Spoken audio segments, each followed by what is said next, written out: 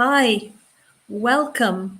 I'm very excited to be running this workshop presentation for you today on how to give great, honest feedback without losing all your friends at work. That sounds a bit extreme, doesn't it? But you know what I mean. You're very welcome if you're joining us live and also if you're watching the replay. The session will be recorded and available on LinkedIn on my profile. So you can always pick this up again if you wish. And this is about giving feedback to people you work with and who, you want to keep a good relationship with. You're not going to lose all your friends by any means. In fact, you could help to strengthen your working relationship with your teammates and your colleagues. So I suppose the question is, have you ever been asked to give feedback to someone that you work with? Maybe not your boss, but for example, a teammate or a colleague. How did you feel about that? Were you pleased? I know I've been pleased when someone asks me for feedback. I feel quite honoured. Did you have lots of good feedback for them? Or did you feel a little bit uncomfortable, a little bit nervous, maybe because there were some things that were a little bit difficult that you would have liked to give them feedback about, and you didn't want to hurt their feelings? Most of us feel like that when we're asked for feedback at some point. So if you think about it though, if you could give your workmate some great feedback, both positive and maybe critical feedback, could actually, if done right, could help to motivate her, support her development, and also make you look really good too. So how do you give great, honest feedback effectively without harming those important working relationships? I'm going to go through some points and some examples on how you can do that. So the first thing is to get your information together and then your mindset. So those things are important to get to do in advance. So let's picture a scene at the water cooler in the office. So Joe stops Jane and says, Jane, can you give me some feedback on the project that we've just finished with the Acme roller skate company? Now, Jane could try at that point to give some immediate feedback, but actually it's more important for Joe that she takes a little bit of time to prepare. So rather than saying, I think, then not being able to remember the details, a good idea is for her to say, of course, I'd be delighted to give you feedback, but I do need to think about it a little bit. Can I come back to you? And of course, Joe is going to agree to that. So what Jane has done is definitely a good start to that. She's responded positively to Joe's request, so that's good. So that's a thumbs up on that one. But she's also given herself some thinking time. First of all, to get the data together, but also to settle her mindset. Now, it may be that her own experience immediately of the project is, oh gosh, there were a few problems on that. That's not going to be good for her mindset. She may have missed the train getting into the office that morning, so she might actually not be in a very good mood, and that might affect the way she gives feedback to Joe. So that preparation time is really important. So the next time Jane has some time to herself, she sets aside an hour and she looks through the emails, the documents related to the Acme project. Now, this helps to jog her memory, especially her work with Joe. So she might look up some email messages and some reports that she worked with Joe on, and that will start to help for her to remember more detail. She can think about the key interactions with Joe. She can think about what successes they shared. Remember, feedback is not just about negative, critical feedback. It's great to give positive feedback too, and detailed positive feedback, not just, high five, you did a great job, but actually some really useful positive feedback. So for example, they did a great presentation together and Joe helped to negotiate on the basis of that presentation a better deal for their company. So that's an important one. So she can talk about that, how they worked together, how they shared information. And it's important to write all this down because writing clarifies our thoughts and helps us to remember. But of course, not everything went brilliantly. There were a couple of times when Joe maybe spoke harshly to someone else in the team. Now, Jane wasn't very happy with this, but she didn't say anything at the time. That could be something Joe needs to get feedback on.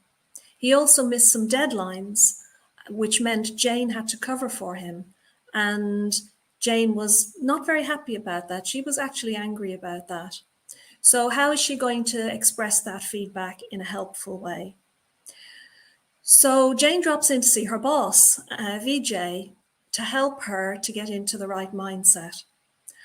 And his advice is, let's take a step back.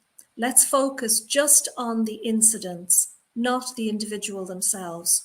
So rather than think about what Joe is like to work with, he's always late with the information, or, he speaks harshly. Is that something he does all the time? Probably not. So let's focus on the behavior and not the individual. And let's think about Joe's good qualities as well. So let's get into a positive mindset, even if we're going to give feedback that is not particularly positive. That will really help to express the feedback in a way that is going to make it easier for Joe to accept. And remember, we are talking about giving colleague feedback that's going to help your working relationship rather than make it less good. So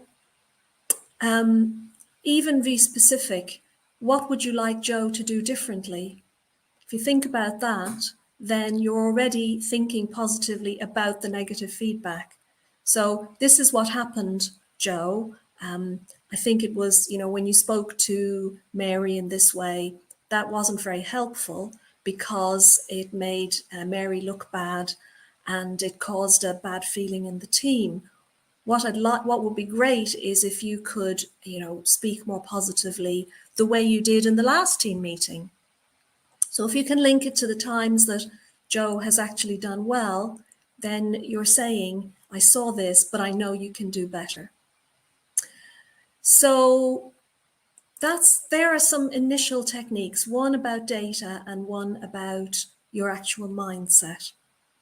So if you've done that preparation, it's going to be easier to give that feedback, and it's going to be more likely that Joe will listen to your feedback and not be upset about it. The next key step in giving great feedback without losing that friendship is to make your feedback a two-way conversation. Now, you may have heard of Dr. Therese Houston, who is a brilliant writer on coaching, feedback, and behavior in organizations. And she's written a book called Let's Talk, which is an excellent book. And actually, after this presentation, I will share a link to that book in case you're interested in researching further. Now, in that book, there's some great advice on how to make feedback easier and better. And the key thing is how to have a two-way conversation. Now, her main point is that if you just sit down and say, here's my feedback, the person may very well be defensive and not prepared to listen, and maybe even a bit upset about the feedback, even if they've asked you for that feedback. So if they feel that you're just talking at them and not with them, they might not take the feedback very well. But if it's a real two-way conversation, not you just pretending, but actually listening to them too, the effect can be very powerful. And it makes it a lot easier to give feedback to your colleagues, to your colleague, rather than creating a difficulty around the relationship.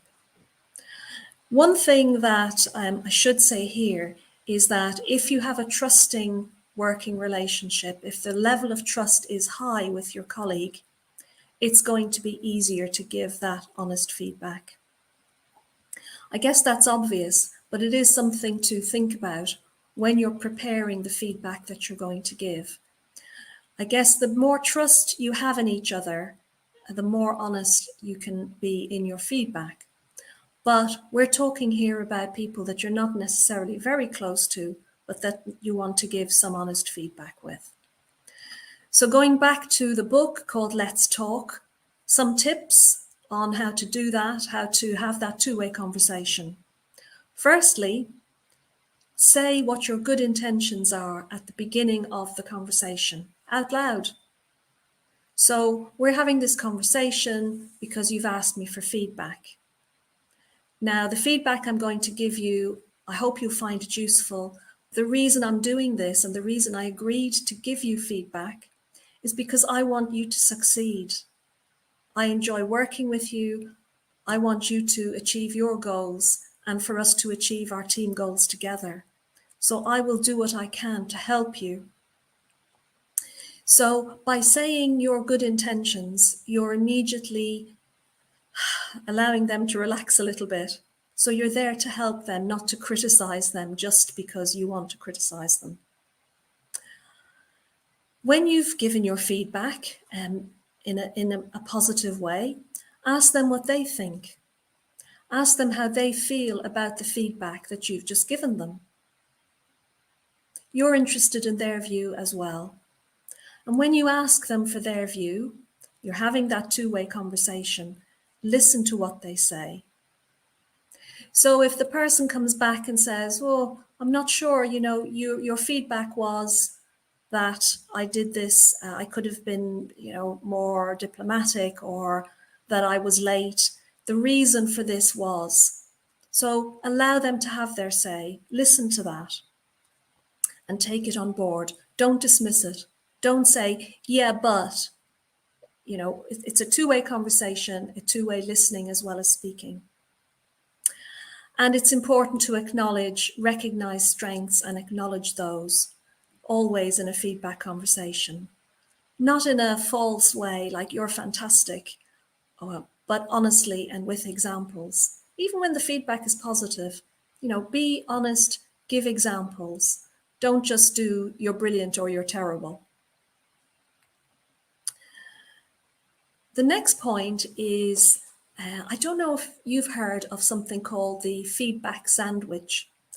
Now, this is something that I heard about many years ago when I was in corporate organizations. We're actually working there. And we were told to give feedback in a feedback sandwich, which means that is good feedback at the top and at the bottom, and any negative feedback in the middle. And we were never sure whether that was a good idea or not, but we did it anyway, and it worked a lot of the time. And the idea is that some people thought it was hiding bad feedback between the two slices of the sandwich. But actually, Leslie John at Harvard Business School did some research not so long ago where they asked adults to draw a picture of a bear. Now, a bear is difficult to draw. Sometimes it looks like a fat cat. So these adults, maybe some of their pictures weren't so great, some were okay. So what they did then was they brought a tester in, supposedly someone from outside, to give them feedback on their drawing. And what they found was, for the group that started off getting negative feedback for their drawing, the feedback was seen as unhelpful, negative, and they tended to be unhappy about the feedback.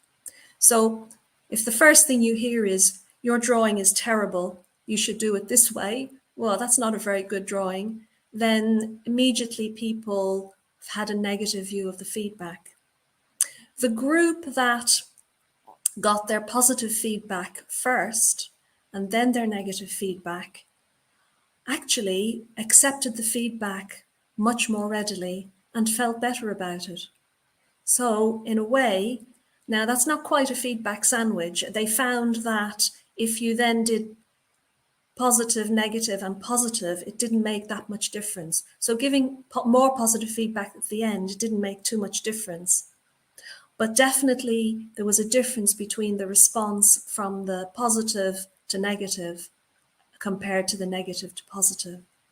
So a feedback sandwich is okay, as long as you always start with the positive, affirming feedback. That's going to help the person to accept your feedback and feel better about it. Suggestions for development. In that two-way conversation, you may have some ideas about how that person can improve on some of those areas. So make that part of being helpful. So remember, your intention was to help the person with this feedback. And here's something you might want. Would you like some suggestions? So people are going to say, yes, I would like some suggestions on how I can improve. So if you've got some ideas, it would be a good idea if you, for example, set aside some time so that you're not running into deadlines, for example. Or it might be helpful if you have a chat with that person before the meeting so that you understand where they're coming from. So just some simple suggestions are also helpful, but make sure that the person wants those suggestions for development. So these are only simple points, but you can see how they can improve or work on a good working relationship and allow you to give some honest feedback to your colleague. So in summary, give feedback, keep your working friends. Firstly, give yourself reflection time. Don't just plunge in. It's okay to ask for time to reflect. And then check back on your data, your notes, and get lots of examples and decide how you're going to talk about those examples. Talk about the specific behaviours you've seen, what the effect was that you noticed, and make sure that your feedback is balanced. So you've got positive and also more negative feedback. One thing I read about and have seen myself is don't feel you have to give feedback on one-off behaviours that were out of character of that person. I'll give you a quick example. I recently made a mistake in missing a conversation that I had scheduled with a potential client, and that person didn't come back to me despite my apologies. It was completely my fault, and I feel terrible about that. It's out of character. Normally I make all my meetings, and it was just, I felt awful about it. Now, my colleagues were very good about that, but they haven't come back and said, hey, Joe, you know what? You should be more careful and not do that the next time, because they know it's out of character and they know that I was really annoyed with myself about it. So don't make it an opportunity to criticize somebody where it's out of character, where they know they've made a bad mistake and where they are doing their best to improve on that or not to do that again. Again, in summary, in a conversation, always start with the positive feedback.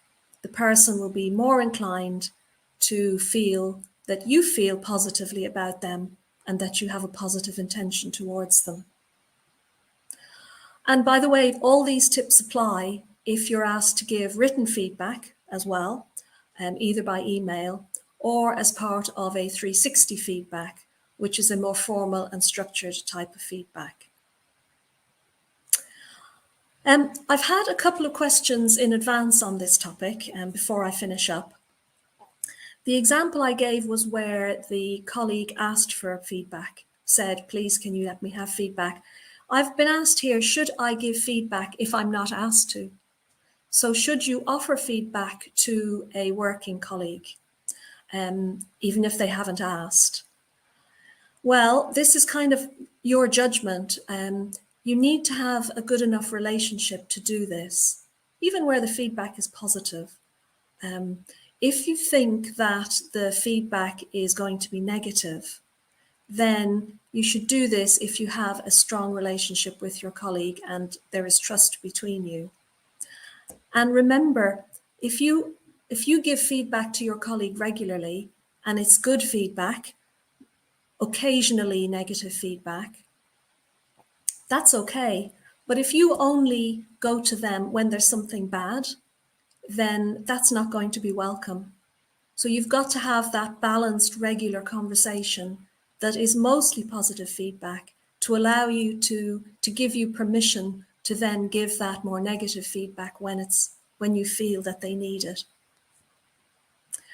And another question, which is an interesting one, should I ask for feedback from friends and family? Well, that depends on what you want the feedback for. Now, some companies, not many, ask for what they call a 780 feedback, which I think is twice around the 360. That is asking for friends and family to complete the same feedback as work colleagues. I'm not so sure about how helpful this is, particularly if the feedback relates to workplace events and behaviours. And actually, are your friends and family maybe a little bit more biased on your behalf, probably in your favour? So maybe the feedback might not be so balanced as it needs to be. Mostly, if you ask your mother for feedback, I know if I asked my mother for feedback, it would be amazing, which is wonderful, but not actually terribly helpful in my professional life. So also, if you may had an argument with your spouse or your partner, maybe they might not be in a very good mood and might give you some very negative feedback. Anyway, I do hope you've enjoyed this light run through on how to give feedback without losing your workplace friends. If you have any hints and tips that you've experienced, please direct message me and I'll share them with my contacts on LinkedIn. And feel free to direct message me if you have any more questions. Let me know how you do if you do try out some of these tips and hints that I've shared with you today. And wishing you a great rest of the day and hope to see you at the next LinkedIn broadcast.